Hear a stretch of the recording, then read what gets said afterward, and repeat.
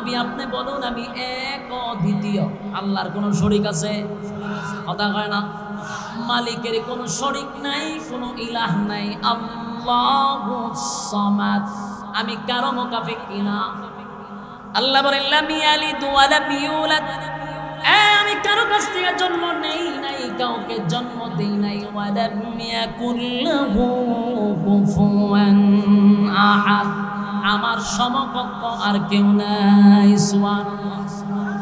শুধু তাই না, রব্বুল কারীম বলেন লা তাখুযুহু সিনাতুন ওয়ালা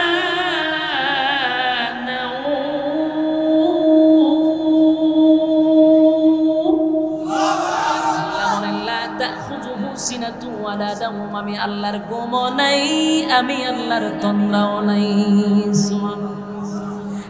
বাদশার ঘুম আছে গো, বাদশার কিন্তু ঘুম আছে, বাদশার কিন্তু তন্দ্রা আছে রে। আমি যেই খোদার প্রেমা আনছি, আমার খোদার ঘুমও নাই, তন্দ্রাও নাই। আমার খোদার কোনো শরীক নাই, আমার খোদার কোনো ইলাহ নাই। আমার খোদা কারো কাছ থেকে জন্ম নেয় নাই, আমার খোদা কাউকে জন্ম দেয় নাই। সুতরাং সেই রবের উপরে যদি ঈমান আনো, আমি আমার রবের কাছে বলে তোর চক্ষু ভালো করে দিব। এবার মন্ত্রী চিন্তায় পড়ে গেল, জীবনটা বড় বাদশার সামনে থাকলাম, আমার বাদশা তো আমার চক্ষু ভালো করে দিতে পারলো না। এবার যদি চক্ষুটা ভালো হয়ে যায়, তাহলে সেই রবের উপরে ঈমান আনতে আমার সমস্যা কোথায়? সুবহানাল্লাহ। এবার মন্ত্রী বলল ঠিক আছে, কালেমা পড়লাম। কালেমা পড়ার পরে এবার যুবক দোয়া করলো, রব্বে কারীম, মন্ত্রী হইয়া আপনার উপরে ঈমান আছে, মালিক তার চক্ষুটা আপনি ভালো করেন। সাথে সাথে মন্ত্রীর চক্ষু ভালো হয়ে গেছে। সুবহানাল্লাহ। এই মন্ত্রীর চক্ষুটা ভালো হয়ে গেছে। এবার মন্ত্রী ছায়া দেখে পৃথিবী এত সুন্দর। সুবহানাল্লাহ। যেই লোকটা জীবনে পৃথিবী দেখে নাই, হঠাৎ করে যদি পৃথিবী দেখে, তার কাছে কেমন আশ্চর্য লাগবে, কত আনন্দিত। যুবক ভাই, যারা অন্ধ, যাদের চক্ষু নাই গো, যাদের চক্ষু নাই, যাদের চক্ষু নাই, এই পৃথিবী কেমন তারা বলতে পারে না। মানুষকে আল্লাহ কোন আকৃতিতে বানাইছে সেটাও তারা জানে না। অনেক অন্ধরা বিবাহ করে, নিজের স্ত্রী কেমন সেটাও জানে না, নিজের সন্তানগুলা কেমন সেটাও জানে না। আল্লাহ রাব্বুল আলামিন আমাদেরকে কত বড় নিয়ামত দিল, দুইটা চক্ষু দিল রে। সেই চক্ষু দিয়ে সেই নিয়ামতের শুকরিয়া আদায় যদি কিয়ামত পর্যন্ত করি, মালিকের শুকরিয়া আদায় হবে না। কত বড় নিয়ামত পাইছি। যুবক ভাই, কোম্পানিগঞ্জের বাজারে, দেবিদ্দার বাজারে দেখবেন অনেক ভিক্ষুক দাঁড়াইয়া দাঁড়াইয়া ভিক্ষা করে। কত মানুষ দেখবেন হাত নাই, পা নাই, গইরাইয়া গইরাইয়া ভিক্ষা করে। দেখছেন নি? আমার জীবনে বহু ভিক্ষুক দেখছি, এর মধ্যে একটা ভিক্ষুক দেখলাম হাতও নাই, পাও নাই, গইরাইয়া গইরাইয়া ভিক্ষা করে। তাদের দিকে তাকাইয়া শুধু 10টা টাকা দিয়াই আমরা চলে যাই না, মাঝে মধ্যে তাদের দিকে তাকাইয়া মালিকের দরবারে শুকরিয়া আদায় করবেন। আল্লাহ, আমারে আপনি 2টা হাত দিছেন, আমারে 2টা পা দিছেন, 2টা চক্ষু দিছেন, আমার কত দাম আর কত সম্মান। যাদের চক্ষু নাই গো, যাদের হাত নাই, যাদের পা নাই, বলুন তো দেখি সমাজে তাদের কোনো দাম আছে? কথা হয় না। সমাজে তাদের কোনো দাম নাই। যার হাত নাই, যার পা নাই, তারে লইয়া কেউ হোস্টেলে গিয়া কফি খায় না, তারে লইয়া কেউ সেলফি তুলে না। আমার আল্লাহ 2টা হাত দিল, 2টা পা দিল, মানুষ আমারে লইয়া সেলফি তুলে, আমারে কফি খাওয়ায়, আমার একটা চেয়ার দেয় বসার জন্য, আমার 2টা পা আছে, হাত আছে। মাঝে মধ্যে ভিক্ষুকের দিকে তাকাইয়া টাকা দিয়া চলে আসবেন না, অনুরোধ করলাম তাদের দিকে তাকাইয়া মালিকের দরবারে শুকরিয়া আদায় করবেন আর বলবেন, আল্লাহ এত বড় নিয়ামত পাওয়ার পরেও আমি আল্লাহ তোমার গোলামি করি না, আমার মতো অকৃতজ্ঞ পৃথিবীর জমিনে নেই। যার চক্ষু নাই সে বুঝে। আপনারা মির্জানগরে কোনো অন্ধ আছে না? আগে চক্ষু ছিল, এখন নাই, ছিল না? আমি চিনি তো। এই লোকটা আগে দেখতো, এখন দেখে না, এর জিগান কেমন লাগে? তার প্রতিটা মুহূর্ত তার কাছে এখন এটা একটা কিয়ামতের মতো। তার প্রতিটা মুহূর্ত কত কষ্টের আগে দুনিয়া দেখছে, এখন দেখে না কত কষ্ট। এই জন্য চোখ বড় নিয়ামত। মন্ত্রী চিন্তা করলো, এত বড় নিয়ামত আমি পাইলাম, পৃথিবী এত সুন্দর আমি কোনোদিন দেখি নাই, মানুষ কেমন সেটা তো দেখি নাই। মন্ত্রী পাগল হয়ে গেছে। এবার মন্ত্রী আনন্দে বারে বারে রবকে ডাকতেছে, রব জীবনটা বর ইউসুফ জুনাওয়াজ জালেম শাসকরে আমি রব বলে ডেকে আসছি, কোনোদিন আমার চক্ষু ভালো করতে পারে না। আর আমার রবকে শুধু একবার ডাকলাম, একবার ডাকলাম, আমার রব আমার চক্ষু ফিরাইয়া দিছে। এই মন্ত্রীর ভিতরে ইমানি জজবা এত বেড়ে গেছে, এত বেড়ে গেছে।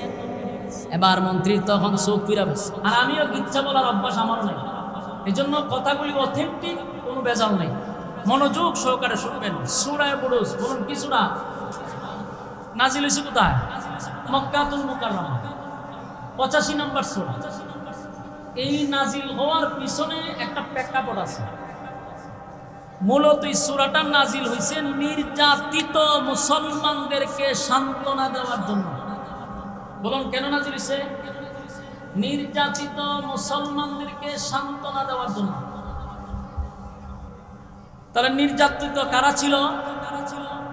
আপনারা জানেন রাসূলের জীবনীটাকে 3টা ভাগে ভাগ করা হয়, 40, 13, 10।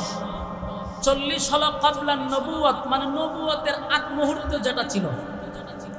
কোরআন নাজিলের আগ পর্যন্ত ছিল 40 বছর, যেটাকে আমরা বলি মিলাদুন নবী, মানে রাসূলের জন্ম। নবুয়তের পর 13 বছর মাক্কি জিন্দেগি। এই 13টা বছর নির্যাতন এক ছাটিয়া সহ্য করছে। বুঝতেছেন? আওয়াজ পর্যাপ্ত পরিমাণ হয়তো? 13 বছর এক ছাটিয়া মানে শুধু আমি নির্যাতন সহ্যই করলাম, কিন্তু আমি পাল্টা দিলাম না। একতরফা মাইর খাইছে কত বছর? 13 বছর। নির্যাতনের স্কিম রুলার চাপায়া দিছে সাহাবীদের উপর। রাসূল নিজেও রক্তাক্ত হয়েছে 13 বছর। তো যেখানে যায় সাহাবায়ে কেরাম মাইর খাইতেছে, রক্তাক্ত হইতেছে। একটা পর্যায়ে সাহাবায়ে কেরামরা আল্লাহ রাসূলের কাছে বলল, হুজুর আর কত, আর কত? আপনি আল্লাহর কাছে বলেন, আল্লাহ যেন আসমান থেকে আমাদেরকে সাহায্য করে। তো অনেক সাহাবীদেরকে আল্লাহর রাসূল সান্ত্বনা দিছে যে এই অবস্থায় যদি তোমরা শাহাদাত বরণ করো, আল্লাহর জান্নাত তোমাদের জন্য ওয়াজিব। আসেনি সুবহানাল্লাহ? সাহাবায়ে কেরামদেরকে রাসূল সান্ত্বনা দিয়ে বললেন, তোমরা যেভাবে নির্যাতন সহ্য করতেছো, আর এই হালতেই যদি তোমরা চলে যাও, শাহাদাত বরণ করো, আল্লাহর তোর জান্নাত ওয়াজিব হয়ে যাবে। কিন্তু সাহাবায়ে কেরাম নির্যাতনের পর নির্যাতনের স্টিম রুলার চাপাই দিচ্ছে। কোন সাহাবীদেরকে গলার মধ্যে রশি লাগায় টানতেছে, কোন সাহাবীদেরকে গরম তৈলের মধ্যে ছেড়ে দিতেছে, কোন সাহাবীদেরকে জ্বলন্ত কয়লার মধ্যে শোয়া দেয়। মানে নির্যাতন কারে কয়? বর্বরের যুগের নির্যাতন। তো আল্লাহ রাব্বুল আলামিন এই সূরাটা নাযিল করে নির্যাতিত মুসলমানদেরকে সান্ত্বনা দেওয়ার জন্য। এবং সূরাটা নাযিল করার পরে একটা দুইটা না 4টা কসম করছে। বলুন কয়টা কসম? 4টা কসম করছে। 4টা কসম করে আল্লাহ রাব্বুল আলামিন একজন জালেমের উপরে অভিশাপ দিছে, জালেম শাসকের উপরে অভিশাপ দিছে। কথা মনোযোগ দিয়ে যদি শুনেন, বর্তমান প্রেক্ষাপটের সাথে মিলে কিনা এটা একটু নিজে নিজে অ্যানালাইজ করবেন। প্রথম কথা হলো, এই সূরা নাযিল হয়েছে নির্যাতিত মুসলমানকে সান্ত্বনা দেওয়ার জন্য। 2 নাম্বার হলো এই সূরার ভিতরে 4টা কসম আছে। আর 4টা কসম করে আল্লাহ যে কথাটা বলছে, এটা হলো জালেম শাসকের উপরে আল্লাহর অভিশাপ। বলুন কার উপরে অভিশাপ? আরো জোরে গান, আরো জোরে। জালেম শাসকের উপরে আল্লাহর অভিশাপ। পৃথিবীতে যত জালেম শাসক ছিল সবটির উপরে আল্লাহর অভিশাপ। এবং একবার দুইবার না 4 বার কসম করছে, 4 বার। তো এই সূরা নাযিল হওয়ার পরে 4টা কসম করে আল্লাহ যে কথাটা বলছে, এই কথাগুলির প্রতি আমরা একটু মনোযোগ দিব। 1 নাম্বার হলো, আল্লাহ নাযিল করে তা কোন সময়? যখন সাহাবায়ে কেরাম নির্যাতিত, রাসূলের কাছে বলতেছে, আল্লাহর কাছে বলুন আমাদেরকে যেন আল্লাহ আসমানি ফয়সালা করে। তখন আল্লাহ সূরা বুরুজ নাযিল করেন। সুবহানাল্লাহ। আল্লাহ বলেন ওয়াস-সামা'i যাতিল বুরুজ ওয়াল ইয়াউমিল মাও'উদ ওয়া শাহিদিন ওয়া মাশহুদ কুতিলা আসহাবুল উখদুদ ওয়াস-সামা'i যাতিল বুরুজ একটা কসম ওয়াল ইয়াউমিল মাও'উদ দুইটা কসম ওয়া শাহিদিন ওয়া মাশহুদ। এই আয়াতের মধ্যে রব্বে কারীম বললেন দুইটা কসম। ওয়াস-সামা'i যাতিল বুরুজ দুর্গ বিশিষ্ট আকাশের কসম, নক্ষত্রের কসম, ওয়াল ইয়াউমিল মাও'উদ পরকালের কসম, পরকাল যেই দিন আল্লাহ বিচারক হবেন, মালিক ইয়াউমিদ্দিন বিচার দিবসের মালিক যিনি, সেই মালিক বলেন আমি পরকালের উপর কসম করলাম। ওয়া শাহিদিন ওয়া মাশহুদ এখানে শাহিদ ওয়া মাশহুদ দুইটা কসম। আল্লাহ রাব্বুল আলামিন বলেন জুমার দিনে ইয়াউমুল জুমআ, জুমার দিনের কসম, ইয়াউমুল আরাফা, আরাফার দিনের কসম। তাহলে চারটা কসম করলেন, চারটা কসম কেড়ে রব্বে কারীম বলেন কুতিলা আসহাবুল উখদুদ ওয়াস-সামা'i যাতিল বুরুজ ওয়াল ইয়াউমিল মাও'উদ ওয়া শাহিদিন ওয়া মাশহুদ। আল্লাহ বলেন আকাশের কসম, পরকালের কসম, জুমার দিনের কসম, আরাফার দিনের কসম, যেই দিনগুলো ঘুরে ঘুরে ঘুরে ঘুরে মানুষের সামনে আসে সেই দিনগুলার কসম। কুতিলা আসহাবুল উখদুদ। রব্বে কারীম বলেন গর্ত খননকারীর উপরে আমি আল্লাহর অভিশাপ, জালেম শাসকের উপরে আমি আল্লাহর অভিশাপ। বলুন অভিশাপ কারে দিছে? রব্বে কারীম বলেন জালেম শাসকের উপরে আমি আল্লাহর অভিশাপ। একটা দুইটা নয় গো, কমপক্ষে চারটা কসম করছে রব্বে কারীম। আকাশের কসম করলাম, পরকালের কসম করলাম, জুমার দিনের কসম করলো, জুমার দিনটা বারবার মানুষের সামনে ঘুরে আসে, আরাফার দিনটা বারবার ঘুরে আসে। এই জন্য রব্বে কারীম চার কসম করে বলেন গর্ত যারা খনন করছে তাদের উপরে আমি আল্লাহর অভিশাপ, মানে জালেম শাসকের উপরে আমি আল্লাহর অভিশাপ। এখন আসলে সুনার ভিতরে চারটা কসম করে একটা গর্ত খননকারীর ব্যাপারে আল্লাহ কথা বলছে, তাহলে গর্ত খনন কে করলো সেই বিষয়টা জানার দরকার আছে না নাই? এটা আস্তে আস্তে আপনারা যখন সামনে যাবেন আলোচনা ধারাবাহিকতা আপনারা বুঝতে পারবেন যে গর্ত খনন কে করছে। এরপর আল্লাহ বলেন কুতিলা আসহাবুল উখদুদ, গর্ত খননকারীর উপরে অভিশাপ। আন্নারি যাতিল ওয়াকুদ, গর্তের ভিতরে ধাও ধাও করে আগুন জ্বলছিল। তাহলে নিশ্চয়ই আগুন কেউ লাগাইছে, কথা হয়। গর্ত খনন করছে, আবার গর্তের ভিতরে কি করছে? দাও দাও করে, আন্নারি যাতিল ওয়াকুদ, দাও দাও করে আগুন জ্বলছিল। ইযহুম আলাইহা কুদ, আল্লাহ রাব্বুল আলামিন বলেন তারা সেই গর্তের পাশে বসে সব দেখেছিল। তাহলে আগুনও ধরছে, আগুনের পাশে বসে কেউ দেখছে, কথা হয় না? কথা বুঝেন, আওয়াজ দিবেন। এখানে বলছে আন্নারি যাতিল ওয়াকুদ, মানে গর্তের ভিতরে দাও দাও করে আগুন জ্বলছিল। ইযহুম আলাইহা কুদ, গর্তের কিনারায় বসে তারা দেখেছিল। ওহুম আলা মা ইয়াফআলুনা বিল মুমিনিনা শুহুদ। রব্বে কারীম বলেন ইমানদারের সাথে যা কিছু ঘটেছিল তারা সব দেখেছিল। কারা দেখেছিল? যারা গর্তের কিনারায় বসেছিল তারাই তো দেখছে। এরপরে রব্বে কারীম বলেন ওয়ামা নাকামু মিনহুম ইল্লা আন ইউমিনু বিল্লাহিল ইমানদারের সাথে তাদের কোনো শত্রুতামি ছিল না, একটাই শত্রুতামি, এটা হলো তারা এক আল্লাহর উপরে ঈমান আনছে।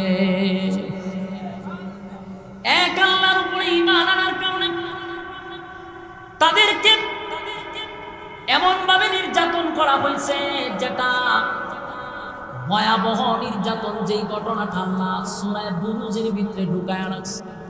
এবার আসুন আমি আপনাদের সামনে বিস্তারিত বলার চেষ্টা করি অল্প সময়, যদি আপনারা শোনার ধৈর্য থাকে। ধৈর্য আছেন আপনারা? কথা যদি প্রথম থেকে না বুঝেন শেষে বুঝবেন না। এখানে কয়েকটা কথা, একটা হলো সূরা নাজিল হয়েছে নির্যাতিত মুসলমানকে সান্ত্বনা দেওয়ার জন্য। তুমি সূরার ভিতরে কি আছে যেটা শুনাইয়া আল্লাহ সাহাবীদেরকে সান্ত্বনা দিবে? নিশ্চয়ই কোনো ঘটনা আছে। আবার এই সূরার ভিতরে 4টা কসম, 4 কসম করে আল্লাহ গর্ত খনন যে করছে তার উপর অভিশাপ দিয়েছে। তাহলে গর্ত খননকারীদের আগে আমরা চিনা দরকার, কথা হয় না? গর্ত খননকারী হলো রাসূল সাল্লাল্লাহু আলাইহি সাল্লাম দুনিয়াতে আসা প্রায় 80 থেকে 90 বছর আগে। বলুন রাসূল দুনিয়াতে আসার কত বছর আগে? 80 থেকে 90 বছর আগে একটা জালেম শাসক ছিল। রাসূল দুনিয়াতে আসার বহু বছর আগে এই জালেম শাসক নিজেকে খুদা দাবি করত। নিজেরে কি বলতো? যে আমি খুদা।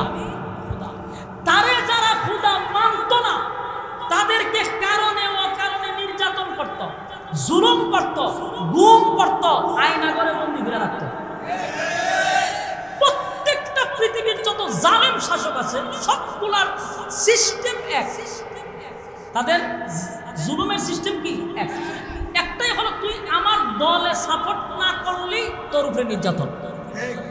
যেমন এই ইউসুফ চুনাওয়াজ, তার ভূমিকা ছিল আমার খুদা না মানলে আমি আয়না করে বন্দী করে রাখি। যত যেমন আরেকটা জালেম ছিল ফেরাউন, তারে খুদা না মানলেও সে মানুষকে হত্যা করত। নমরুদ, তারে খুদা না মানলেও মানুষকে হত্যা করত। যত স্বৈরাচার, যত জালেম শাসক তাদের জুলুমের সিস্টেম এক।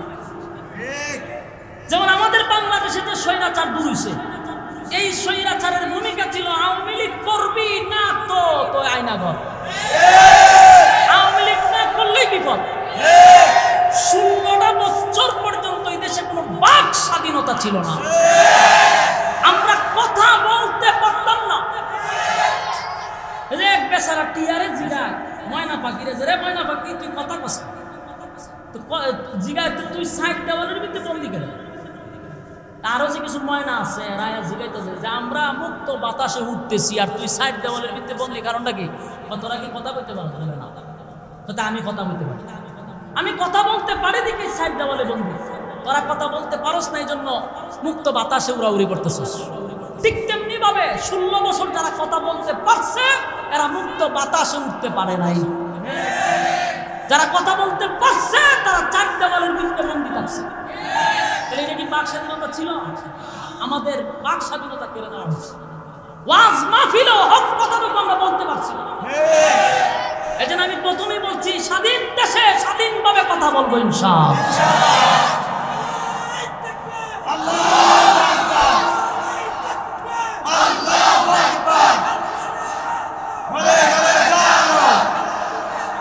সম্মানিত সুধী, সম্মানিত সুধী, তাহলে স্বৈরাচার এবং জালেম শাসকদের সিস্টেম হলো তাদের কথা মতে না চললেই জুলুম আর নির্যাতন। ইউসুফ চুনাওয়াজ সে নিজেকে খুদা দাবি করত, যারা মানত না তাদেরকে ফাঁসির কাস্টে ঝুলাইত। এই জালেম শাসক মানুষকে এত নির্যাতন করত, আল্লাহ রাব্বুল আলামিন এই পুরো ঘটনাটারে সূরা বুরুজের ভিতরে ঢুকাই দিয়েছে। আর এই ঘটনাটা বইলা সাহাবায়ে কেরামদেরকে আল্লাহ সান্ত্বনা দিছে। আর সূরা বুরুজের ভিতরে একটা ঘটনা আছে, যে ঘটনাটা যদি সময় পাই সামনে আগাবো। এই ঘটনাটা বইলাই কিন্তু সাহাবীদেরকে সান্ত্বনা দিছে। এখন আসুন এই সূরা বুরুজের ভিতরে 4টা কসমের পর আল্লাহ জালেম শাসকের উপরে আল্লাহ অভিশাপ দিছে। ওয়াসসামাই যাতিল বুরুজ নক্ষত্রের কসম, ওয়াল ইয়াউমিল মাউউদ পরকালের কসম, ওয়াল ইয়াউমিল মাউউদ ওয়া শাহিদিন ওয়া মাশহুদ জুমার দিনের কসম, আরাফার কসম। 4 কসমের পরে বলে কুতিলা আসহাবুল উখদুদ, গর্ত খননকারীর উপর আমি আল্লাহর অভিশাপ। গর্ত খনন করছে কেমন, ঘটনাটা শুনুন। এই বাদশাহ ইউসুফ জুনাওয়াজ নিজের ক্ষুধা দাবি করত, সে রাজত্ব চালাইতো। এই ভাই এই ভোল্টেজ বাড়ানি দরকার, সাউন্ড ঠিক আছে, আপনি শীষ দেওয়াই না, লড়াইন না, লড়াইন না। ইউসুফ জুনাওয়াজ নির্যাতন করত। তো তার যুগে যে প্রচলনটা ছিল এটা ছিল জাদুবিদ্যা। এটা কি বিদ্যা ছিল? জাদুবিদ্যার তন্ত্র মন্ত্র দিয়ে দেশ চালাইতো। তো জাদুবিদ্যা দিয়া তার ওই সময় একটা প্রভাব ছিল জাদুবিদ্যার।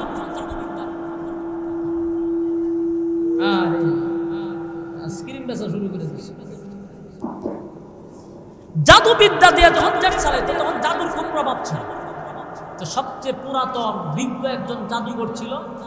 এই জাদুঘর একেবারে মানে বার্ধক্যে চলে গেছে। তো বাদশারা বলতেছে যে স্যার, আমি তো বেশি দিন থাকবো না, আমার অবর্তমানে আপনারে চালানোর জন্য যে জাদুবিদ্যা দরকার, আমি চলে গেলে তো এই জাদুবিদ্যা আরেকজনকে দিয়ে যেতে হইব, তাহলে আমার একটা ছেলে দেন যেন আপনারে নেক্সট টাইমে কুপরামর্শ দিয়ে আপনারা রাষ্ট্র চালাইবার সহযোগিতা করে। তো বললো কেমন ছেলে লাগবে? বলে খুব মেধাবী দরকার এবং সুটাম দেহের অধিকারী দরকার। বাদশা সারা দেশ বাচ্চা একটা ছেলে পাইছে, এই ছেলেরে রাষ্ট্রীয়ভাবে জাদুবিদ্যা শিখাবে, ক্লাসে ভর্তি করে দিচ্ছে। এই ছেলে প্রতিদিন বাড়ির থেকে যায় গিয়া জাদুবিদ্যা শিখে। রাস্তার মধ্যে হঠাৎ করে একদিন তার চোখে পড়লো যে একটা জায়গাতে ওয়াজ মাহফিল হইতেছে। মনে করেন আমি ওয়াজ করতেছি, এই রাস্তা দিয়ে মানুষ যাইতেছে, একজন একটু দাঁড়াইছে, কি বলে একটু শুনি। ঠিক এই যুবকও একটু দাঁড়াইছে যে এখানে ওয়াজ কি চলে, আমি একটু শুনে নিয়েছি। দেখে যে না মাশাআল্লাহ ওয়াজ তো সুন্দরই করে। তার প্রথম দিন বয়ান শুই না ভালো লাগছে, চলে গেছে।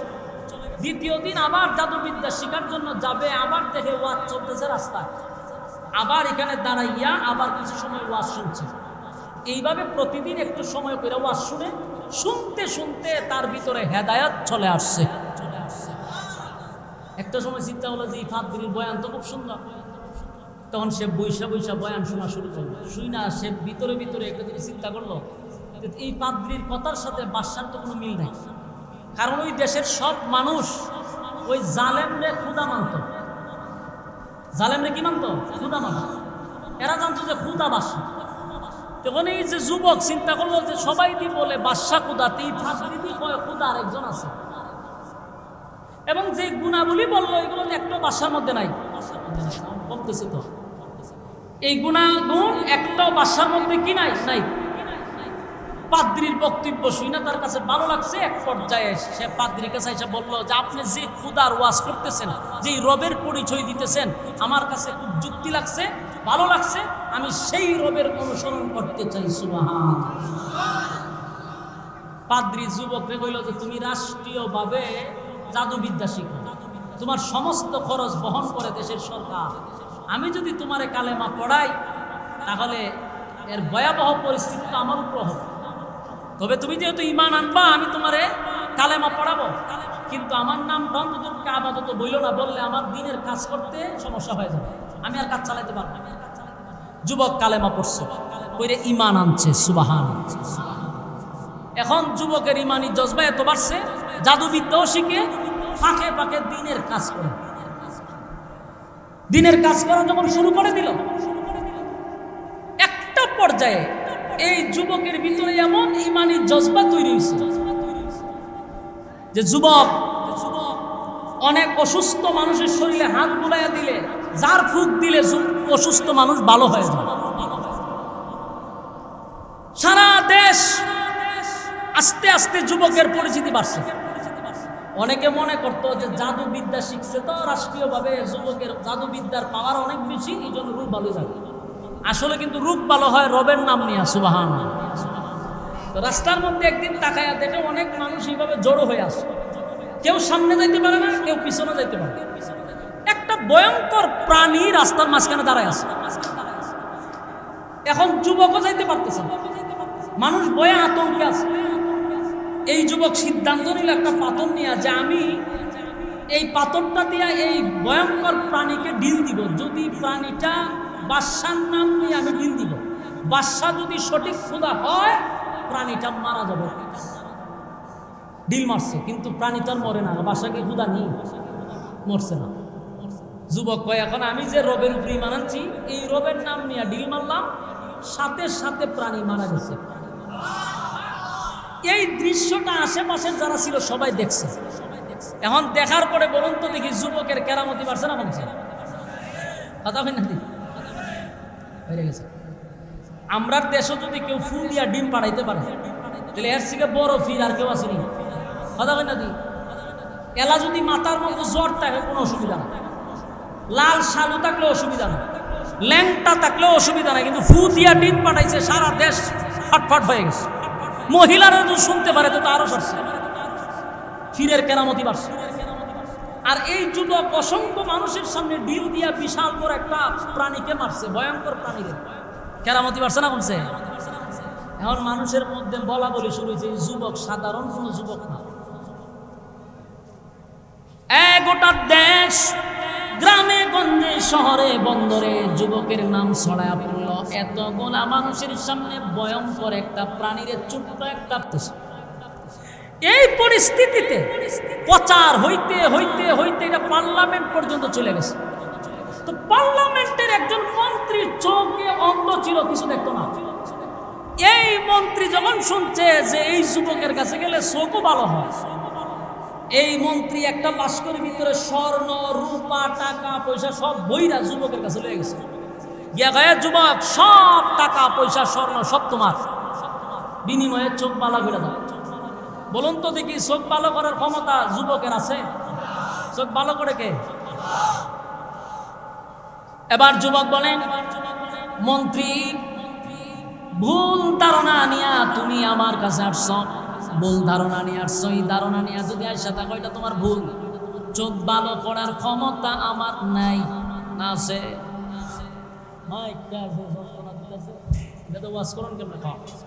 একবার কমে একবার বাড়ে একবার আওয়াজ, একটা লিমিটে রাখেন না ভাই। প্রথম সাউন্ডটা ঠিক আছিল তো, প্রথম সাউন্ডটা দেন, প্রথম সাউন্ড। এবার দেখেন মন্ত্রী আসছে, যুবক কি বলে যে চোখ ভালো করার ক্ষমতা আমার নাই। এবার মন্ত্রী বললাম, যুবক গোটা দেশের মানুষ গ্রামে গঞ্জে শহরে বন্দরে সব জায়গায় তোমার খবর ছড়ায়া গেছে। তোমার কাছের মানুষ আসলে নাকি রোগ ভালো হয়ে যায়, কুষ্ঠরোগী ভালো হয়ে যায়, অন্ধ মানুষ আসলে ভালো হয়ে যায় রে। আমি তো বড় আশা লইয়া টাকা পয়সা তোমার কাছে আনছি। এখন সাউন্ডটা ঠিক আছে, লড়াই না? এখন সাউন্ড ঠিক আছে, লড়াই না? টাকা পয়সা লইয়া তো চোখ ভালো হইতে। এবার যুবক বলেন, চোখ ভালো করার ক্ষমতা আমার নাই, তবে একটা শর্ত আছে, যদি শর্ত মানো তাহলে ওয়াদা দিলাম তোমার চক্ষু ভালো হয়ে যাবে। মন্ত্রী বলে কি? বলে আমি যেই রবের উপরে ঈমান আনছি, তুমি যদি সেই রবের উপরে ঈমান আনতে পারো তাহলে আমি রবের কাছে বলবো যে আল্লাহ আচ্ছা চোখ ভালো করে দেবো, ভালো করে। মন্ত্রী কয় বেটা আমি রবের কাছে থাকি, সারা দিনই রবের কাছে থাকি। আজকে এত বছর ধরে পার্লামেন্ট আছি, আমার রবে আমারে প্রতিদিন দেখে কিন্তু চোখ পালা করতে পারে না। হে মনে করছে বাদশাই তো রব, বাদশাই তো খোদা। যুবক মনে করছে বাদশার কথা। যুবক বলে না, বাদশা কোনোদিন খোদা হতে পারে না, হলো হুদা। খোদা না, খোদা হওয়ার যতগুলা কোয়ালিটি দরকার একটাও বাদশার মধ্যে নাই, সে তো একটা জালেম। এই জালেম শাসক কোনোদিন খোদা হতে পারে না। আমি যেই রবের কথা বলতেছি, রব আসমান জমিন আমারে তোরে যিনি সৃষ্টি করছেন উনি হলেন স্রষ্টা। সেই রবের উপরে যদি ঈমান আনস, আমি ওয়াদা দিলাম মালিকের কাছে বইলা তোর চক্ষু ভালো করে দিব। মন্ত্রী বলছে মোহাম্মদ আর জীবন ধরে শুনতেছি আমরা বাদশা খোদা, এ নতুন খোদা শিখ। আমি কিন্তু পার্লামেন্টের একজন সদস্য, আমি কিন্তু রানিং একজন মন্ত্রী। কার সামনে দাঁড়াইয়া কি বলতেছ বুঝতেছ? বলে বুঝে শুনে কইতেছ। বাদশার বিরুদ্ধে তুমি আর আরেকজন খোদা দাঁড় করাইছো, যদি এটা বাদশার কানে যায় রে তোমার মৃত্যুদণ্ড হবে, এটা কি তুমি জানো?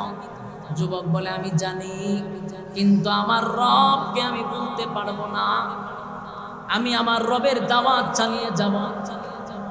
আর যিনি রব হবে তিনি কোনোদিন মরতে পারে না, ঠিক কি না? যিনি রব উনি তো চিরঞ্জীব, ওনার মরণ নাই, খাওয়ার নাই, ঘুম নাই, তন্দ্রা নাই, কিচ্ছু নাই, ঠিক কিনা? বলছে তোর বাদশা ঘুমায়নি, তো তোর বাদশা খায়নি, তোর বাদশা মরবনি, তো এটা আবার খুদা হয়ে কেমন? হ্যাঁ খুদা হয়ে, বলুন খুদার কোনো মরণ আছে না? ঘুম আছে না?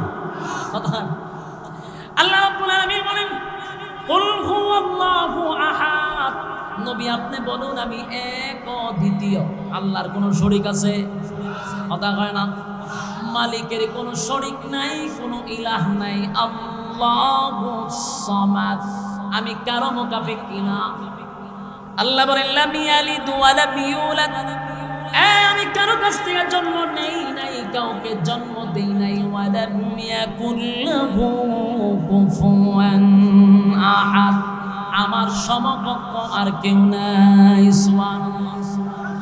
শুধু তাই না, রব্বুল কারীম বলেন লা তাখুযুহু সিনাতুন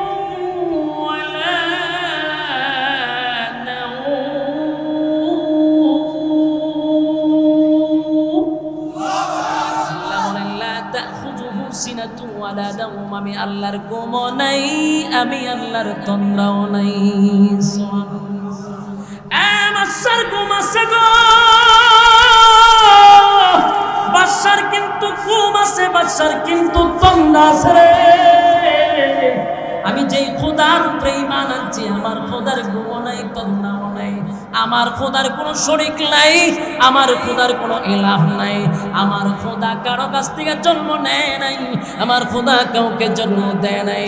সুতরাং সেই রবের উপরে যদি ঈমান আনো, আমি আমার রবের কাছে বলে তোর চক্ষু ভালো করে দিব। এবার মন্ত্রী চিন্তায় পড়ে গেল, জীবনটা বড় বাদশার সামনে থাকলাম, আমার বাদশা তো আমার চক্ষু ভালো করে দিতে পারলো না, এবার যদি চক্ষুটা ভালো হয়ে যায় তাহলে সেই রবের উপরে ঈমান আনতে আমার সমস্যা কোথায়? সুবহানাল্লাহ। এবার মন্ত্রী বলল ঠিক আছে, কালেমা পড়লাম।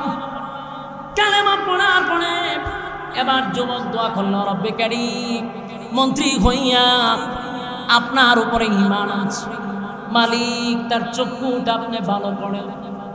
সাথে সাথে মন্ত্রীর চক্ষু ভালো হয়ে গেছে। সুবহানাল্লাহ। মির্জানগরের বাইরে মনে কইরেন না যে হুজুর বিচ্ছা শুরু করছে, আল্লাহর কসম এটা সূরা বুরুজের ভিতরে আপনি বাংলা চাইলেও পড়তে পারবেন। এটা কোনো কিচ্ছা নয়, কোনো কাহিনী নয়, কোরআন সূরা বুরুজের ভিতরে একেবারে পুরো ঘটনাটা আল্লাহ বর্ণনা করছে। এই মন্ত্রীর চক্ষুটা ভালো হয়ে গেছে। এবার মন্ত্রী ছায়া দেখে পৃথিবী এত সুন্দর। সুবহানাল্লাহ।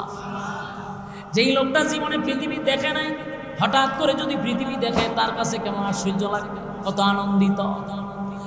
যুবক ভাই, যারা অন্ধ, যাদের চক্ষু নাই গো, যাদের চক্ষু নাই, যাদের চক্ষু নাই, এই পৃথিবী কেমন তারা বলতে পারে না।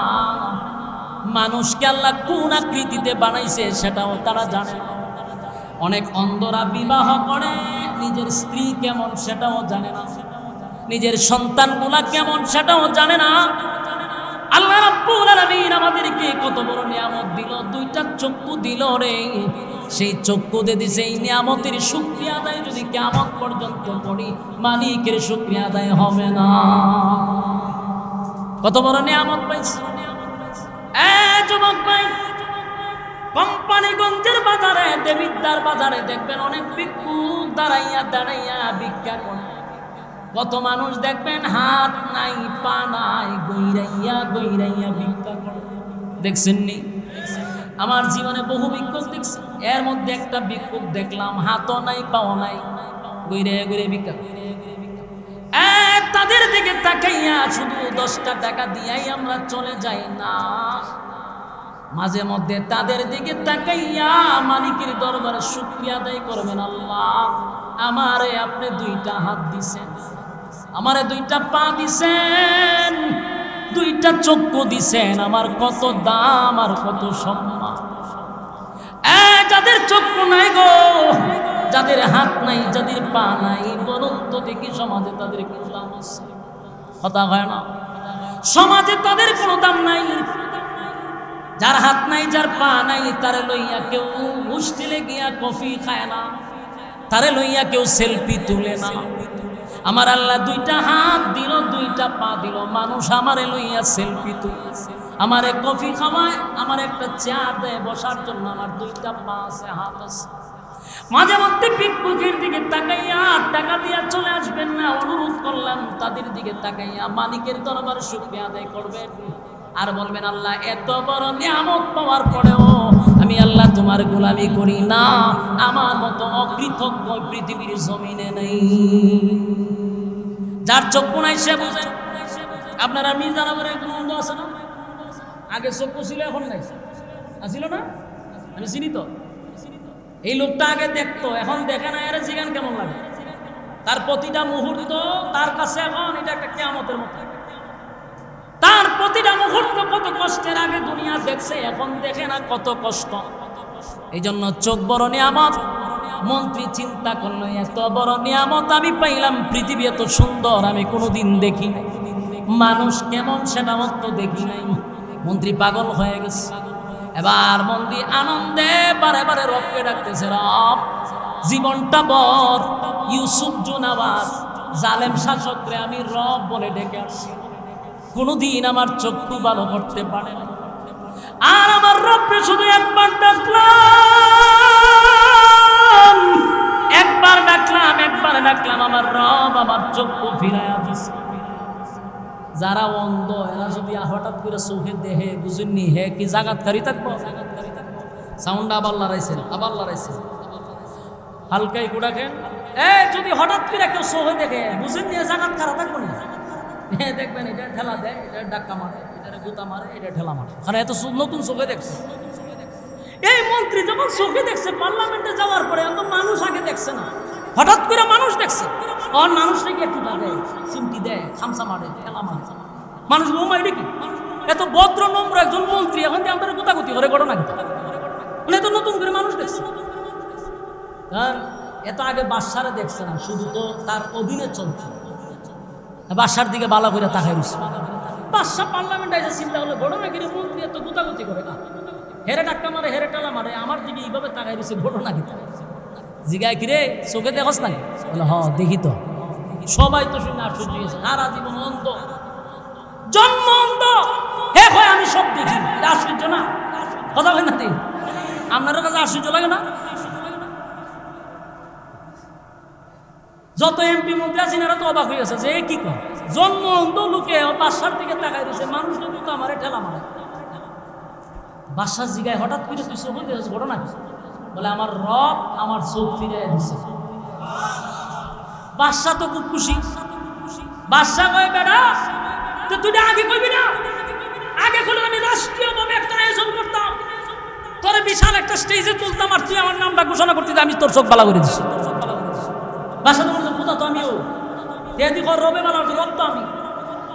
মন্ত্রী কয়, রে কোন অ্যাঙ্গেলে তুই খুদা খ, তোর কোন অ্যাঙ্গেলে খুদা মনে হয়? বাদশা কয়, চোখের সাথে তোর মাথা খারাপ হয়েছে। বলে মাথা পুরা ঠিক আছে, চোখ ভালো হয়েছে। তুই যে এতদিন বন্যামি করছস, এতদিন যে ফাইজলামিটা করছস জনগণের সাথে, এখন তো আমার সব তোর বন্ডামির মুকুট ফাঁস হয়েছে। কথা হয় না? দি অতিভক্তি, কথা হয় না? কতদিন খালি শুনছি 70 রক্ত তাহাজ্জুদ পড়ছে, খালি তাহাজ্জুদ আর তাহাজ্জুদ। এরপরে তসবিহ ঘুম থেকে উঠতে আগে নামাজের মশলা কোথায় আগে তো ভাই, এরপরে উনি তসবিহ কোথায় আগে ঘুম থেকে কোথায়। যখন বাসার ভিতরে আমলা করছে, মদের বুদল ভাইরা, মদের বুদল। বাস্তব না বাস্তব? জাতির সামনে বন্ডামি যে করছে, এটা তো হাসি গেছে গা। সারাটা জীবন এক জাতীয় মানুষের উপর জুলুম আর নির্যাতন করে মানুষের সামনে বক্তব্য দিছে তাহাজ্জুদ বুঝায়। মাগমা মাগমা তার সাথে যতটা ছিল এরাও হয় কম করে 70 টাকা। 70 রাকাত বলল, চিন্তা করে। আমার জীবনে 32 বছর হয়ে গেছে আমার, কোনোদিন একসাথে 70 রাত করছে আমার মনে হয় না। তারাবিন রমজান ছাড়া মনে হয় 40 রাকাতের উপরে আমরা পড়ছি কিনা সন্দেহ আসেনি, সন্দেহ আছে। আপনারা ফির সব আমি কইতাম, আমি অত বড় ফির হয়েছি না, কিন্তু 70 রাকাত কেমনে করে রাজনীতির মাঝখানে আমারও সন্দেহ লাগতো। তখন বলছি অত বালা বালা, অত বালা ওই যে ইউসুফ চুনাওয়াজ সারা জীবন খুদা খুদা দাবি করছে, এখন যখন মন্ত্রীর চোখ খুলছে, মন্ত্রী করে সারাটা জীবন ভাজদামিটা করছে, মানুষের সামনে বলছে তুই রব, তুই যে বন্ড, এটা আজকে প্রমাণ হয়ে গেছে। সারা জীবন তোর কাছে থাকলে আমার চোখ ভালো করছে না, একবার শুধু আমার রবরে ডাক দিয়েছি তো আমার চোখ ভালো হয়ে গেছে। গোবর ঘাস হয়েছে নি সাদা হইন না, কি মায়া খান্নাটা খানবে, যেখানে দেখবেন বেশি ভক্তি বুঝবেন এর লক্ষণ বেশি বানানো, বেশি সুফি করি এখানেও কিন্তু সমস্যা আছে। এক কথা বল না, আগে তো কইতাছি না, কইতাম না। আপনার দেবীর ডাক থানাটার ভিতরে একটা ঘটনা, একটা লোক আছে দেখবেন তসবিটা এখানে নিয়ে পড়তো, সুবহানাল্লাহ সুবহানাল্লাহ, হারাটা দিন ওরে বাবা রে বাবা, আমি তো তাকিয়ে গেছি 4-5 বছর, তসবিটা তুই ফখরের একটা পড়ছ না, সুবহানাল্লাহ সুবহানাল্লাহ সুবহানাল্লাহ। তখন কইতাম যে অত বালা বালা লক্ষণ খারাপ। আমি একটি গেছি তার দোকান, আমার আবার খুব মহব্বত করে, মহব্বত করতে গেলে আমার আবার সবাই মহব্বত করে। তা আমি গেছি একদিন দোকান, যে কোনো একটা কারণে গেছি, গিয়া দিয়ে 2 জন মানুষ আমার আগে গিয়া খারাপ। তা আমারও হুজুর আমি সেটা বই, আমি এর সাথে কথা বলি, এরা লয়ে গেছে বৃত্তি কথা বলতেছে, আমি বলেছি সামনে, কতক্ষণ পরে দিয়ে দুধারে এমন দমকানে শুরু করছে, দমকাইতে দোকান দিয়ে বেগে দিচ্ছে। তা আমার ভিতরে ঢুকছে ডর, আমি তো সব বোনা যে মারাত্মক গরম, আমারে কোন কথা কয়। তাই আমি বললাম তো চেয়ারম্যান সাহেব আমি যাইগা, সালামাল কি দিয়ে আমি যাইগা, না আপনি বোন চা খাইয়া যান, আমি আর খাইতাম। আমি কোনো রমিয়াতে গেছি, গিয়ে আমি যখন বাজারে গেছি, ফান বাজারে গিয়ে দেখি ওই 2 লোক যেটা গড়তে বাইর করছে, তেরা দেখে ওই না কিতা ঘটনা কিচ্ছু না। আমি না আমার এখানে ফটকা লাগছে, গেলেন সুন্দরভাবে, আইবার সময় জারু দিয়ে বাইরে বাইরে ঘটনা কি হজুরি তা আমি না লাভ নেই, আমি না আমার হুনার দরকার আছে, আপনি কি উনার লোক? আরে না, আমি তো একই প্রতীকের প্রতি, আপনি যে রাস্তায় আমি রাস্তায় আসতেছি। পরে হজুর একটা বিশাল লয়ে গেছিলাম, তা আমরা কইছি এটা দিমই, হ্যাঁ এবার এটা কেন কইছি, এই কারণে আমরা দৌড়ে দিছি, দাবি করছে আরো 2টা। আমি সব বানাতে তসবি কোন সময়, এই সময় দেখছি আমি কি করি, এইটারে বলা হয় অতি ভক্তি সুরের লক্ষণ। বেশি বিরাগী যখন দেখবেন হঠাৎ থেকে শুরু করেছে, বুঝবেন যে এটা বর্ণ নাম্বার 1। নেক্সট সুরতে মানুষকে ধোঁকা দিতে চায়, এমন বহু নেক্সট সুরতে ধোঁকা বাংলার জমিনে দেওয়া হয়েছে, এই দিন আর নাই এখন।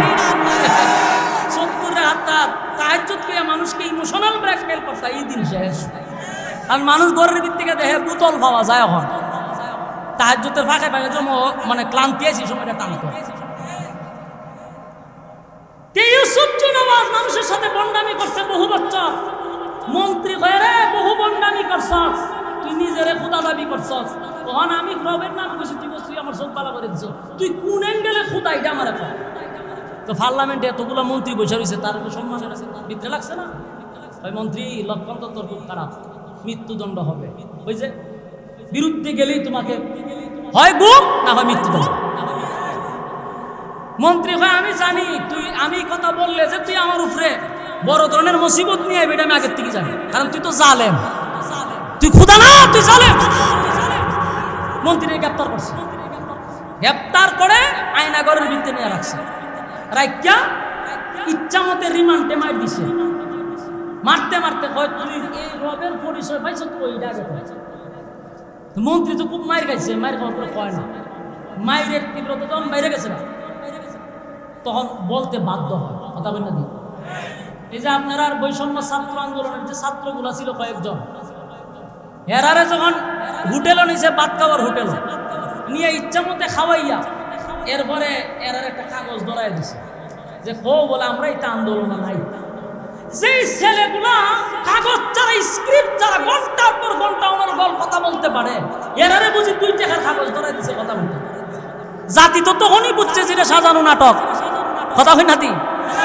কেন বলছে? কারণ রিমান্ডে নেওয়ার পরে করা হয়, মানুষ বাধ্য হইয়া মিথ্যা কথাটাও সত্য বানায় বলতে হয়, চাপ সৃষ্টি করা।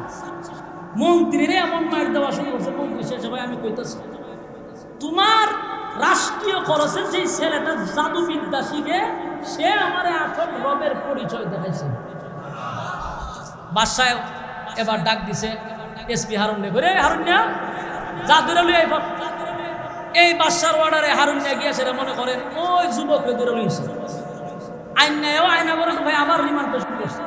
যুবকরে কয় তোরে রাষ্ট্রীয় করেছে জাদুবিদ্যা শিখায়, আর তুই বুঝি গিয়ে আরেকজন আমাদের বাদশারে বাদ দিয়ে আরেক রবের পরিচয় দেশ। হ্যাঁ তোর এই রবের পরিচয় দিছে কেন? নির্যাতনের মাত্রা যখন বাইরে গেছে না, এক পর্যায়ে যুবকে ভয় হইতেছে আমারে যিনি কালেমা শিখাইছে উনি হলো অমুক জায়গায় তাকে এক পাদ্রী। বাদশা কয় পাইছি এ হারুন আরেকটারে গুম পাব। এবার আরেকজন গুম করছে, গুম করে আনার পরে ওই পাদ্রীরে ধরছে, তিনজনকে রিমান্ডে মারতে মারতে এক পর্যায়ে মন্ত্রীরে বাদশায় কইছে যে মন্ত্রী তুমি তো আমার পার্লামেন্টের সদস্য, আমি চাই না তোমার মৃত্যুদণ্ড দিতে, তুমি শুধু একবার বলো যে আমি খোদা, তোমার ছেড়ে দেব। সূরা বুরুজের ভিতরে ঘটনাটা যখন আমরা পড়তেছিলাম তখন চিন্তা করছিলাম যে সবে মাত্র কালেমা পড়ছে, মাইরে ছিল তো কালেমা নিজে খালি পড়ছে, বেটা তো চৌকের লেগে কালেমা পড়ছে, মানুষের স্বার্থ আছিল তো শেষ করে না। কিন্তু পরে দাদি সর্বনাশ, এই অন্ধ মন্ত্রীর ইমানি জজবা এই পরিমাণ যে তার ইমানি জজবা যদি এক পাল্লায় রাখা হয় বাংলাদেশের সমস্ত ফির রুজু করে এক পাল্লায় রাখলে তার সমান হবে না। মন্ত্রী হয় তুই আমারে যেইভাবে বিটানি শুরু করছস, আমারে যদি তুই মৃত্যুদণ্ড দেস লাভ হইতে হবে, কারণ আমি আমার আসল রবের পরিচয় হয়েছি। বাদশা তো এটা জালেম, আগেই বলছি কি বাদশা জালেম, তার কোনো মায়া দয়া আসেনি, কথা কই না দি হ্যাঁ কোন জালেম বাদশার মায়া দয়া আছে? কোন মায়া দয়া নাই। ফাঁসির কাস্তের আসামিকে রক্তের বেলায় সবাই করা হয়, কারণ এই জালেমের কোনো মায়া দয়া থাকতে পারে না।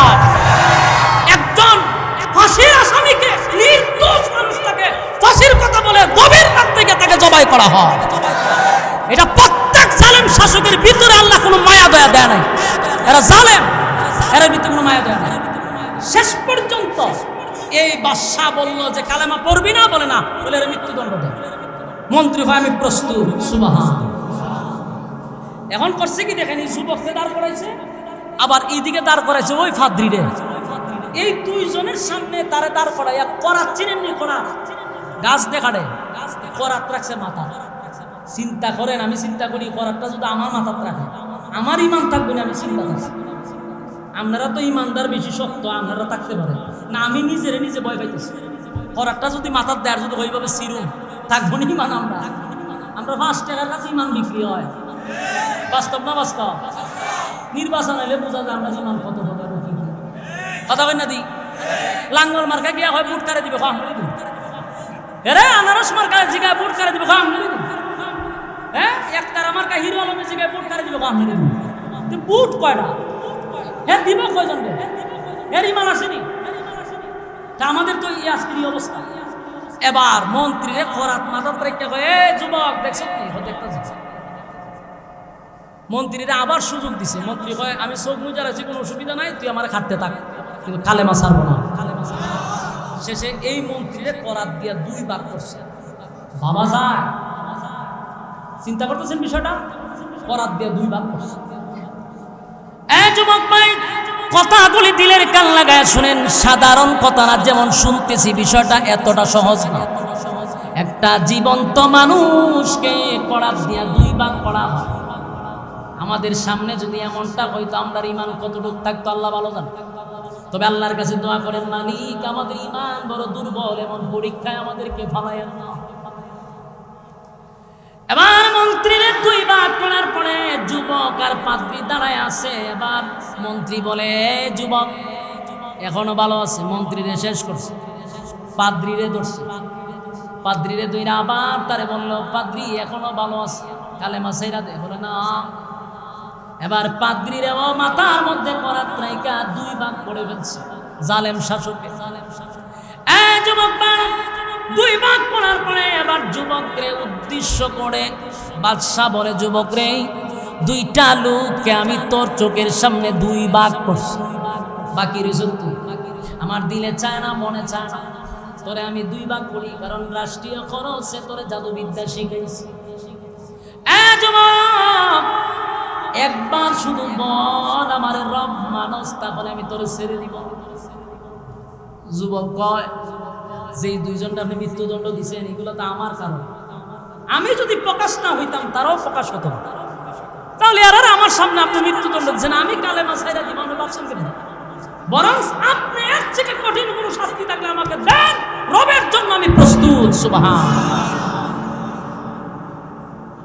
16টা বছর ইসলামের জন্য, দ্বীনের জন্য অসংখ্য উলামায়ে কেরাম নির্যাতন সহ্য করছে, জালেমদের কাছে মাথা নত করে নাই, ঠিক কি না?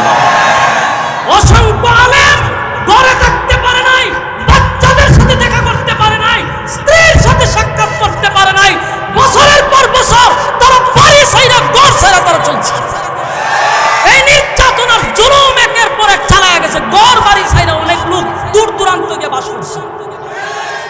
এরপরে কি মাথা নত করছেনি? মাথা নত করে নাই, কারণ ইমানি পাওয়ার এটা বড় মারাত্মক, ইমানি পাওয়ার মারাত্মক।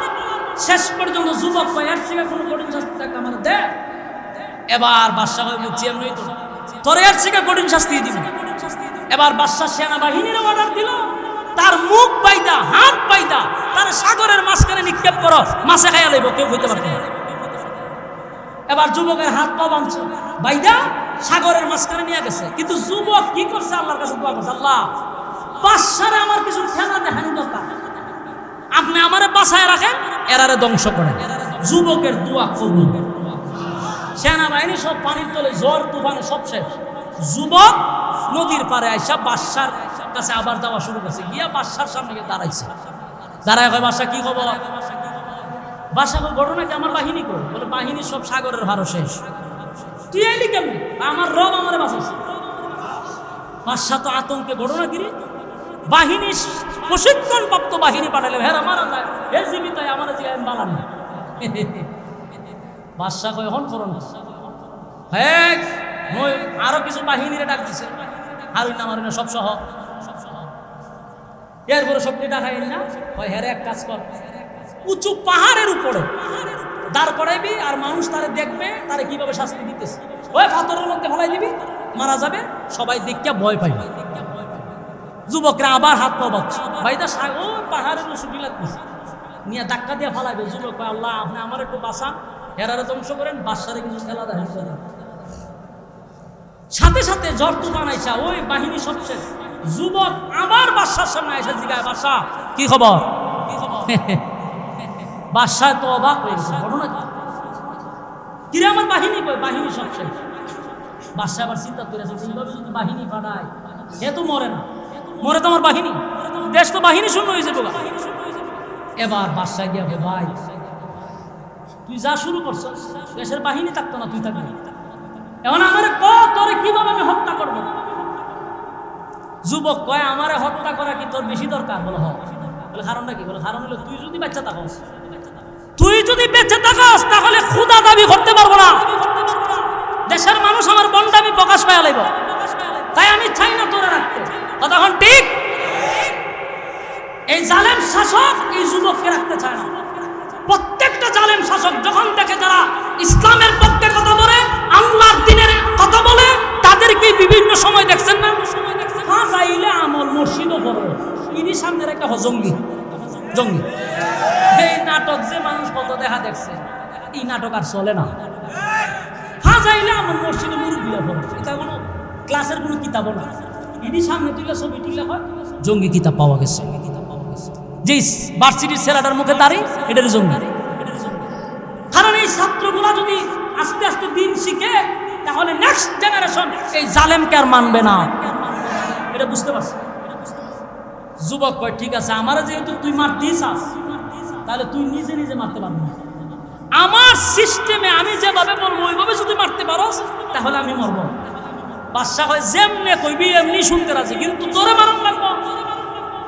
এবার যুবক বলল যে ঠিক আছে, তোর দেশের যত জনগণ আছে সবাই এক জায়গায় জমা করবি, আমার একটা উঁচা জায়গায় দাঁড় করাবি, একটা তীর লইয়া আমার রবের নাম নিয়ে তীরটা মারবি, তুই মারা যাবি।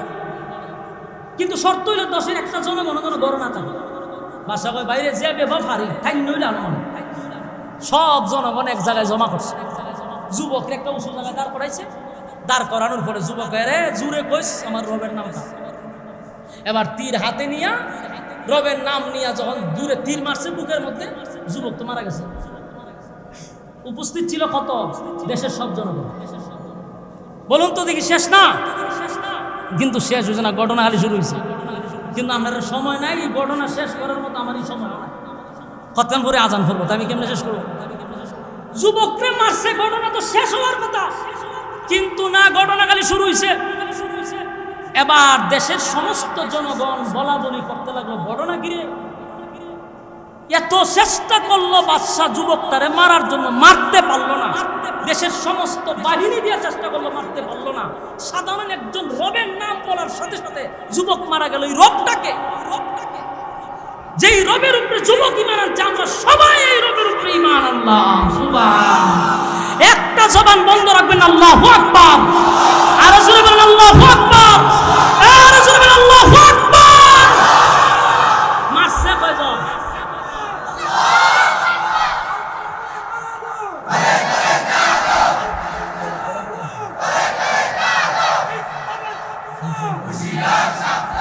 ওই যে যুবক কইছিল না আমি একটা খেলা দেখাম, এটা ওই আবার স্বামী উসমানের খেলা না, মারলাম পারা গেছে নাই, এই বন্ডামি খেলা না। যুবকের চাইছিল যে তুই তো আমার মারতে, আমি মরবো, কিন্তু তুই যাবার কারণে আমার মারবি, তুই ফরার সহ্য করতে পারবি। দেশের সব জনগণ এক বাক্যে বলল যে এই যুবকের রবি হলো আমাদের আসল রব, আমরা তার উপরে মানলাম। মারছে তিনজন কালেমা পড়ার বড় এর সহ্য হয়েছে না, শান্তি বড়। আর যখন দেশের সব মানুষ কালেমা পড়ছে, বুঝেননি আর শান্তির চুল আছে না, কথা হয় না, শান্তির চুল। এখন তো পড়ছে মহামুসিবত, সারা জীবন খালি মাঝে মাঝে দেখেন না, কোনো কিছু খালি রাজাকার রাজাকার বলছে। যখন ছাত্ররা রাজাকার বলছে, এক রাজাকারে তোরে দিল্লি ভাড়াইয়া দিছে। এই দিন নয়, আরো দিন আছে। এটা প্রায় মাহফিল আমরা কইতাম, ইঙ্গিতে কইতাম যে রে দিন না আরো দিন আছে। কোনো কিছু কইলে কইতো রাজাকার। এখন এমন জায়গাত রাজাকার কইছ, সব রাজাকার মিলা দিল্লি ভাড়াই দিছে। ঠিক নি? এখন বাদশাহ তো তিনজনে দমাইতে চাইছিল, কিন্তু দেশের সব কালেমা বের হয়েছে। এখন বাদশার পুরা শান্তি করছে। এখন বাদশা কয় রে কালেমা পড়ার কারণে তিনজনকে হত্যা করছি, তোদেরকেও ধ্বংস করবো, এখনো ভালো আছে, আবার আমার রব বল। দেশের মানুষ কয় তুই যে বাটপার, এটা বুঝে লাইছিস। আগে বুঝলাম না, যুবক মারার পরে বুঝছি, কিন্তু আমি আগেই বলছি এই জালেম কি জালেম? এই জালেম সাধারণ জালেম না, এটা ভয়ঙ্কর জালেম। যেই জালেমের ব্যাপারে আমরা সূরা বুরুজ নাযিল করেছি, যেটা বুঝতেছেন তো? এই জালেম তো সাধারণ জালেম। এ চিন্তা করছে দেশের সব কালেমা করছে, বলে হ্যাঁ আমি সব মেরাবো। কথা কি বুঝতেছেন? চিন্তা করেন, ক্ষমতায় টিকে থাকার জন্য দেশের সব জনগণ যদি মারতে চাইতো, সব মেরা লইলে সময় পাইলে কয়েক লক্ষ মারা সিদ্ধান্ত নিয়েছিল, কয়েক লক্ষ মারা। তারপরে গতি ঠিক রাখার চেষ্টা করছে, কারণ জালেমরা কোন সময় গতি চাপতে চায় না, কারণ এরা জানে যদি গতি সারি ফায়ার নিচে মারি নাই। এই জন্য চাইছিল থাকতো। সেনাবাহিনী যখন পোল্ট্রি মারছে তখন দিয়ে নাইলে চাইছিল, অর্ডার দিছিল যে মারতে থাক, খালি ফাঁকির মতো মারতে থাক। আমি তো দেশ চালাইতেছি না, আমার বাপের প্রতিশোধ নিতে হয়েছে। ঠিক নেই? এখন ফারছে এই বাদশাও হয় আমি দেশের সব মারব, ক্ষমতা ছাড়তাম। এরপরে বাদশা কিভাবে মারবে? বিশাল এরিয়া নিয়ে একটা গর্ত করছে।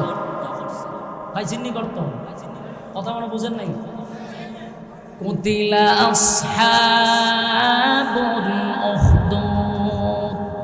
আল্লাহ রাব্বুল আলামিন একটা দুইটা চারটা কসম করছে, ওয়াস-সামাই যাতিল বুরুজ ওয়াল ইয়াউমিল মাওউদ ওয়া শাহিদিন ওয়া মাশহুদ। চার কসম করে বলেন কুতিলা আসহাবুল উখদুদ, গর্ত খননকারীর উপরে আমি আল্লাহর অভিশাপ। বলুন তো গর্ত আসছেনি? এই হলো গর্তের কাহিনী। এই জালেম বাদশা বিশাল এরিয়া লইয়া একটা গর্ত খনন করছে। গর্ত খনন করিয়া অর্ডার দিছে, গর্তের মধ্যে আগুন ধরায়া দাও, গর্তের মধ্যে আগুন ধরায়া দাও। এবার বলুন তো দেখি আগুন পাইছে?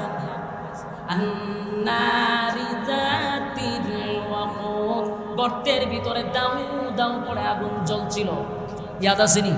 হ্যাঁ, কথা কই না, আমি কই কি আর আমার এরা কয়। ওই জন্য বলছি প্রথম ভূমিকা মনোযোগ দিয়ে শোনা দরকার। প্রথম বলছিলাম না যে গর্তের ভিতরে আগুন ধরাইছে, আন্নারি যাতিল ওয়াকুদ, গর্তের ভিতরে দাউ দাউ করে আগুন জ্বলতেছিল। বাদশার অর্ডার, গর্তে আগুন ধরায় দাও, গর্তে আগুন ধরায় দিছে। এরপরে গর্তের ভিতরে দাউ দাউ করে আগুন জ্বলতেছিল। আন্নারি যাতিল ওয়াকুদ, গর্তের ভিতরে দাউ দাউ করে আগুন জ্বলছিল। বাদশার অর্ডার হলো, যারা আমার রব মানবে না সবাইরে আগুনের মধ্যে নিক্ষেপ করো। আমার প্রয়োজনে দেশের সব জনগণকে আগুনে জ্বালাইয়া আমি হত্যা করব, তারপরও গদি ছাড়বো না। এবার আগুন ধরাইয়া দিল, মানুষগুলাকে দইরা দইরা দইরা দইরা আগুনের মধ্যে নিক্ষেপ করতে লাগলো। মানুষ ইমানের সাথে মুস্কি হাসি দিয়ে আগুনে নিক্ষেপ হইতেছিল। আর আল্লাহ রাব্বুল আলামিন বলেন, আন্নারি যাতিল ওয়াকুদ ইযহুম আলাইহা কুউদ, গর্তের কিনারায় বসে বসে কিছু মানুষ এই দৃশ্যগুলা দেখতেছিল। কি দেখতেছিল? মুমিনদেরকে যখন আগুনের মধ্যে নিক্ষেপ করে, তারা গর্তের ভিতর সামনে বৈশা মদ্যপান করতেছিল আর হাসি তামাশা করতেছিল। একের পর এক একের পর এক সব মানুষগুলাকে দইরা যখন আগুনের মধ্যে নিক্ষেপ করতে লাগলো, সব মানুষকে যখন আগুনে পোড়াইয়া দিল, হঠাৎ করে বাদশা তাকায়া দেখে একটা মহিলা দুধের একটা বাচ্চা লইয়া চোখের পানিগুলা ছেড়ে দিয়া কান্দে আর আগুনের দিকে তাকায় আসে। বাদশা চিন্তা করলো, দেশের সব জনগণকে আগুন দিয়া জ্বালায়া দিলাম রে, একটা মহিলা বুঝে আমার পক্ষে আসে, একটা মহিলা বুঝে আমারে রব মানতে পারবে। এবার বাদশা দৌড়াইয়া মহিলার কাছে গিয়া বলে, এ মহিলা, বুঝতে পারছি তোমার ভিতরে মায়া লাগছে গো, আগুনের মধ্যে ঝাঁপ দিতে তোমার ভয় লাগে, আমার রব মানার জন্য সিদ্ধান্ত নিছ। তোমার দুধের বাচ্চাটা লইয়া কেমনে গো তুমি আগুনে ঝাঁপ দিবা? আমি তোমাকে আগুনে জ্বালাবো না, শুধুমাত্র একবার আমার রব বলে স্বীকার করো, ওয়াদা দিলাম আমি তোমার আগুনে নিক্ষেপ করবো না। এই মুহূর্তে দুধের বাচ্চাটা ছিল মায়ের কোলে। আল্লাহ রাব্বুল আলামিন দুধের বাচ্চার জবান খুলে দিছে, চিৎকার দিয়া বলছে সুবহানাল্লাহ। যুবক ভাইরা আমার, দুধের বাচ্চা চিৎকার দিয়া বলেন, মা গো, ও মা, সাবধান সাবধান, জালেম শাসকের কথা শুনবা না। এতগুলো মানুষ ইমান লইয়া আগুনের ভিতরে জাপ দিছে গো মা, আমার চিন্তা করা লাগবে না, ওয়াদা দিলাম গো মা, আমি আমার চক্ষু দিয়া দেখতেছি আগুনে পড়তে দেরি, আল্লাহর তরি জান্নাতে যাইতে দেরি নাই। এই একটা জবান বন্ধ রাখবেন না, জোরে কোন আল্লাহু আকবার, এই আরো জোরে কোন আল্লাহু আকবার, এই ইমানের আওয়াজ কেমন আল্লাহু আকবার। এই মহিলা তাকায়া দেখে দুধের বাচ্চা কথা বলতে পারে না, এই বাচ্চা মার সঙ্গে অনর্গল কথা বলতেছিল। মা তাকায় আছে বাচ্চার দিকে, এত ছোট বাচ্চা কেন রে কথা বলে, বোঝার বাকি নাই। শিশু বাচ্চা বলে, মা গো, আমারে আগুনে আগে ফলাইয়া দাও, আমি আগে জান্নাতে যেতে চাই। মা বাচ্চার কথা শুই না আগুনের মধ্যে বাচ্চাটাকে ফলাইয়া দিল। বাচ্চা আগুনের ভিতরে পড়ে, মাকে বলে, মা দেরি করার সুযোগ নাই, দেরি করার সুযোগ নাই। এবার মহিলাটাও জানেম বাদশার সামনে আগুনে লাফ দিয়া পড়ে গেছে, জুড়ে কোন সুবহান। আন্নারি যাতিল ওয়াকুদ, গর্তের ভিতরে দাও দাও দাও দাও করে আগুন জ্বলছিল। ইযহুম আলাইহা কুউদ, গর্তের কিনারায় বসে বসে কিছু বেঈমানরা আনন্দ উল্লাস করতেছিল, মদ্যপান করতেছিল। মুমিন নারী পুরুষ তাদেরকে আগুনে জ্বালানো হয়, আর কিছু বেঈমানগুলি পয়সা পয়সা টিপকারি মস্কারি করে। এই যুবক ভাইরা, উলামায়ে কেরামদেরকে যখন ফাঁসির কাস্তে ঝুলানো হয়, উলামায়ে কেরামদের যখন গুম আর হত্যা করা হয়, তখন তাদের চামচাগুলি আনন্দ মিছিল করছে, মিষ্টি বিতরণ করছে। এরা আর ওই ইউসুফ জুনাওয়াজের জালেমদের মধ্যে কোনো ব্যবধান নেই। আল্লাহ বলেন, আন্নারি যাতিল ওয়াকুদ ইযহুম হুম আলাইহা কুউদ ওয়া হুম আলা মা ইয়াফআলুনা বিল মুমিনিনা শুহুদ। মুমিনদের কোনো অপরাধ ছিল না, একটাই তো অপরাধ, তারা আমি আল্লাহর উপরে ঈমান আনছে। এই জালেম বাচ্চা তাদেরকে উপরে নির্যাতন শুরু করছে। আল্লাহ বলেন আমিও তাদেরকে ধ্বংস করে দেই। হঠাৎ করে সব মানুষ যখন ঈমান লইয়া আগুনে ঝাঁপ দিল, আল্লাহ রাব্বুল আলামিন এমন ঝড় তুফান দিল, যেই ঝড় তুফানে বাদশা সহ তার বাহিনী সহ সবাইকে আমার আল্লাহ আগুন দিয়া জ্বালায়া দিছে। সাহাবায়ে কেরামরা যখন নির্যাতিত, আল্লাহর নবীর কাছে এসে বলেন নবী গো, আল্লাহর কাছে বলেন না আমাদেরকে যেন আসমানে সাহায্য করে। আল্লাহ রাব্বুল আলামিন এই ঘটনার কেন্দ্র করিয়া সূরা বুরুজ আল্লাহ নাজিল করে, রাসূলের সাহাবীদেরকে সান্ত্বনা দেয়। রাসূল দুনিয়াতে আসার ৮০ থেকে ৯০ বছর আগের ঘটনাটা এই সূরার মধ্যে তুলে সাহাবায়ে কেরামদেরকে, নির্যাতিত সাহাবায়ে কেরামদেরকে, নির্যাতিত মুমিন মুসলমানদেরকে আল্লাহ সান্ত্বনা দিয়া বলে তোমাদের আগেও জুলুম আর নির্যাতন ছিল, তারা তো ঈমান নিয়া আগুনে ঝাঁপ দিয়ে আমি আল্লাহর তৈরি জান্নাতে আসছে। সুবহান। যুবক ভাই আমার লম্বা ঘটনা এখানে শেষ করতে চাই, যে জিনিসটা বুঝাইতে চাইছিলাম এটা হলো জুলুম আর নির্যাতন সব সময় থাকে না।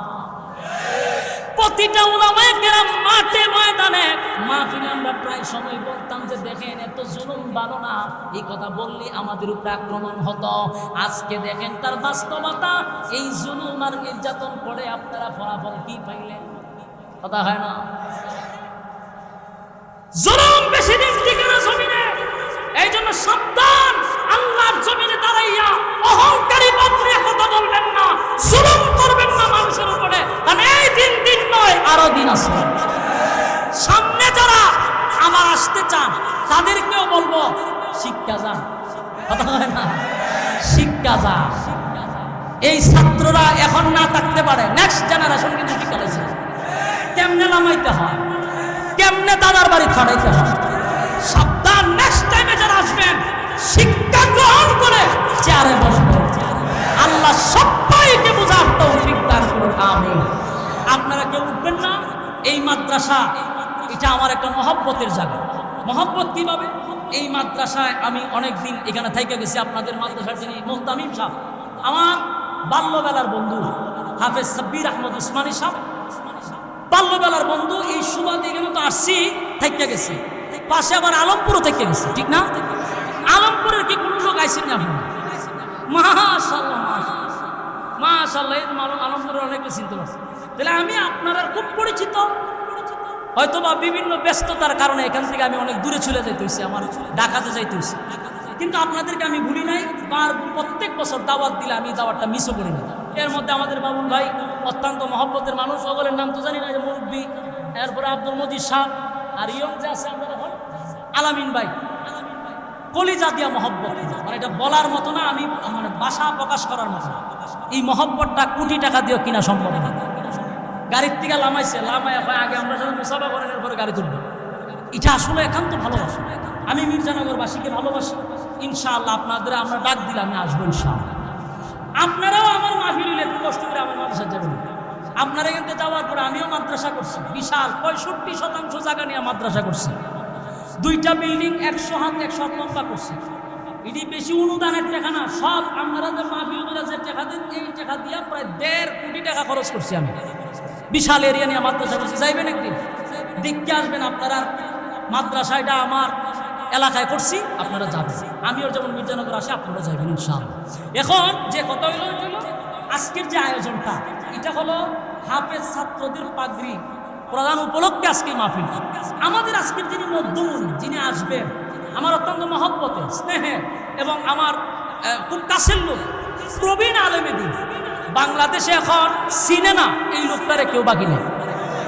নতুন করে তো মুরব্বী হিসাবে সবাই চিনে। কথা মুরব্বী হিসাবে সবাই চিনে। আর উনি আসলেই ভালো মনের মানুষ। ইনশাল্লাহ আসতেছে, রসিকতা খুব সুন্দর করে। আপনারা ওনার জন্য অপেক্ষা করবেন। এই যে এশারের পরে শুরু করে দেন ইনশাআল্লাহ। আল্লামা মুস্তাক ফৈজি হাফিজাহুল্লাহ আমাদের মধ্যে এশারের পরে বয়ান করবে। চমৎকার রসিকতার সাথে ইসলামের বাণীগুলা মানুষের কানের ভিতরে ঢুকায়া দেয়, বিভিন্ন টেকনিকে ঢুকায়। আল্লাহ এই যোগ্যতা ওনারা দিছে। আল্লাহ কবুল করুন, দোয়া করি। তো আমরা এখন ছাত্রদেরকে, আপনারা এই মাদ্রাসার যে তোমরা ছাত্র হাফেজ হয়েছে, এটা আপনাদের এলাকার গর্ব না? আমার বন্ধুবর হাফেজ সাব্বির আহমদ ওসমানী সাহেবের মেহনতে, এলাকাবাসীর সহযোগিতা ছাত্রগুলো হাফেজ হয়েছে, তাদের মাথায় পাগড়ি দেওয়া হবে। আপনারা এই দৃশ্যগুলো দেখলে আপনাদের মনের মধ্যে একটা শান্তি লাগবে, বলছেন ইনশাআল্লাহ। ছাত্রদের নাম বলতে থাকেন।